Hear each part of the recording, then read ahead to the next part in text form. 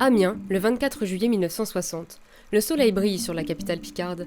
On a hissé le drapeau français à 104 mètres de haut. La tour d'Auguste Perret, qui porte aujourd'hui son nom, est officiellement inaugurée.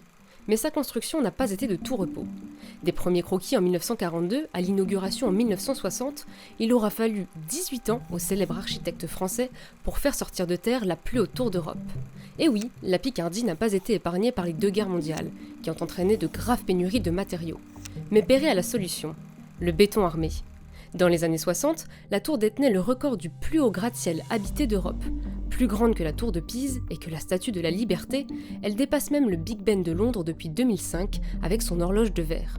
Aujourd'hui, il faudrait superposer 7,8 tours Perret pour atteindre le haut de la Burj Khalifa, la plus haute tour du monde, érigée en 2004. Mais que nous apprend cette tour de l'utopie d'Auguste Perret ? Pourquoi s'efforce-t-il à faire du béton armé alors qu'aux États-Unis, les Américains construisent des buildings en acier 3 fois plus haut depuis la fin du 19e siècle ?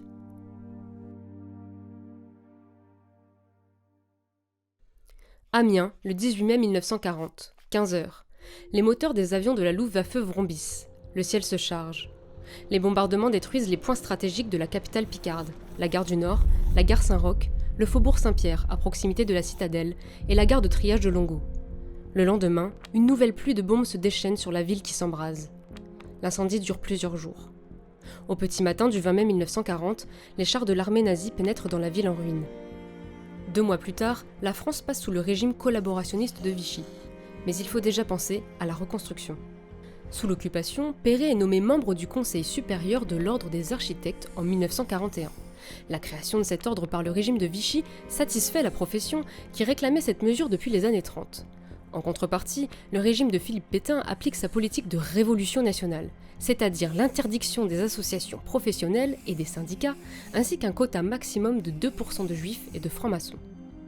Pendant la guerre, l'entreprise Perret participe à la construction du mur de l'Atlantique pour l'organisation TOD, le groupe de génie civil et militaire du Troisième Reich.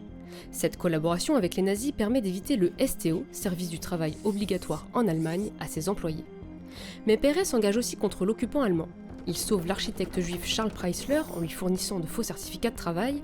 Il refuse une invitation de Albert Speer, l'architecte officiel du Troisième Reich.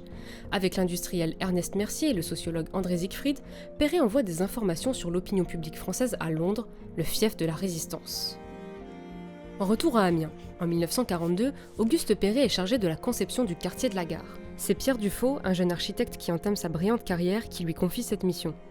2 ans auparavant, Pierre Dufaux avait remporté le concours d'urbanisme pour reconstruire la ville. Perret dessina une très belle place et pour bien requalifier la ville, cette porte vers le nord de la France, proposa une tour qui était plus un beffroi qu'un gratte-ciel. Le 27 et 28 mai 1944, à quelques jours du débarquement de Normandie, les Américains lâchent 1 millier de bombes sur Amiens pour neutraliser les voies de transport allemandes. À l'aube de la libération, le centre-ville est détruit à plus de 60%. Les bidonvilles s'accumulent, il faut à nouveau reconstruire. La construction de la tour Perret démarre le 15 novembre 1949. Sous les 3 niveaux de sous-sol, on coule 18 puits de béton type Franchi à 9 mètres de profondeur. La première pierre est posée le 22 mai 1950. Avec une base dont chaque côté fait 15 mètres, la tour est un mélange de cylindres et de carrés. La première partie est une section carrée de 19 étages, la seconde une section polygonale de 5 étages, et la dernière une section carrée de 4 étages. Ce concept est même poussé jusqu'aux barreaux des garde-corps. Les parois sont composées de différentes couches de matériaux séparées par des vides d'air pour l'isolation de la tour. La tour est entièrement bâtie en béton armé. C'est un matériau composé d'une armature en acier autour duquel est placé un coffrage où on coule du béton liquide. Le béton résiste très bien à la compression et le fer à la traction. L'alliance des deux en fait un matériau idéal pour la construction. Aujourd'hui encore, les traces de coffrage en bois sont visibles. En 1948, Perret avait présenté une nouvelle maquette de la tour avec 24 étages, soit 4 de plus qu'en 1942. On a écrit beaucoup de bêtises sur cette maison-là. Je fais 24 étages à Amiens parce que ces pays du Nord sont des pays à beffroi. Au lieu que mon beffroi ne serve qu'à porter une horloge et des cloches, il sera habité, voilà tout. 20 étages d'habitation, 4 de services publics, 104 mètres de haut. C'est un beffroi et voilà tout. Finalement, en mars 1952, Auguste Perret livre clos et couvert la tour, qui culmine à 104 mètres de haut pour 29 niveaux, soit 26 étages et 3 niveaux de sous-sol. Les travaux s'arrêtent, faute de projet d'aménagement intérieur. En 1954, année de la mort de Perret, une commission ministérielle est créée pour lui trouver une utilité. La population locale se désole de voir cette immense tour vide au cœur de sa ville, qui lui aura coûté au total 225 millions de francs. La tour, comme de nombreux autres bâtiments de cette période, est un isaïe, c'est-à-dire un immeuble sans affectation immédiate. Ces bâtiments étaient préfinancés par le ministère de la Reconstruction et de l'Urbanisme avant même que l'on sache pour qui ou pourquoi ils seront affectés. Une fois terminés, les logements sont remis aux nouveaux propriétaires en échange de leurs dommages de guerre. Plantée en plein milieu de la ville, la tour Perret n'est qu'une carcasse de béton sans projet. Celle-ci fait preuve d'une grande défiance de la part de la population locale. Des débats ont même lieu à l'Assemblée nationale pour trouver une utilité à cette tour.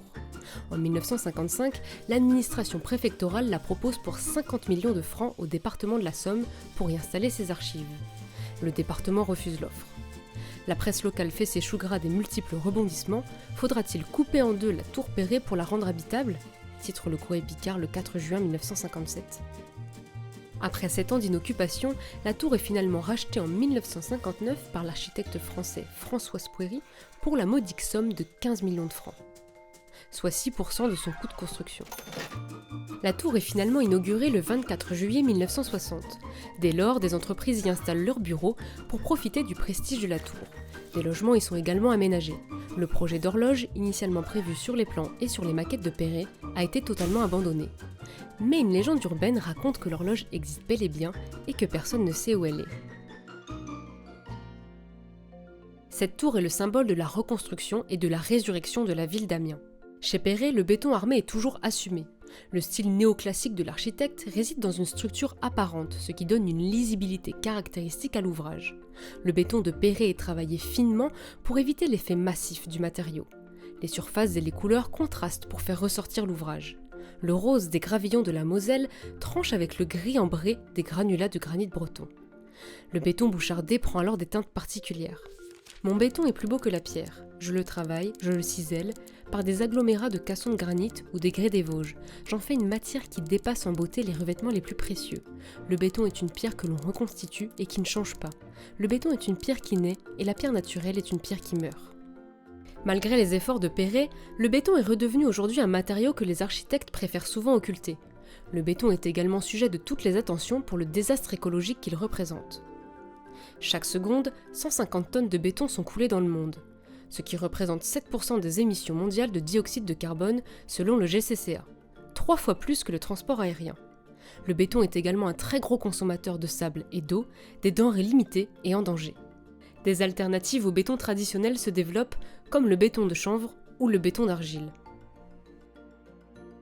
Longtemps mal aimée des Amiénoises et des Amiénois, la tour Perret fait aujourd'hui pleinement partie du paysage. Visible à une dizaine de kilomètres à la ronde et éclairant la ville, elle est considérée comme le phare de la Picardie. La tour est inscrite au monument historique en 1975. En 2005, comme l'avait imaginé Perret, la tour remplit pleinement son rôle de beffroi laïque. Le sablier lumineux, conçu par Thierry van de Wingart, permet à tous les habitants de lire l'heure la nuit. La tour culmine désormais à 110 mètres de haut. Aujourd'hui, elle est solidement enracinée dans la culture populaire, qu'il s'agisse de tournages de films, d'affiches de festivals de cinéma, de bandes dessinées et d'art de rue à Amiens. Même s'il n'a pas réalisé son projet fou de tour-maison, Perret aura finalement réussi son pari de bâtir un beffroi laïque, un isaïe hors norme, un phare au milieu des terres picardes.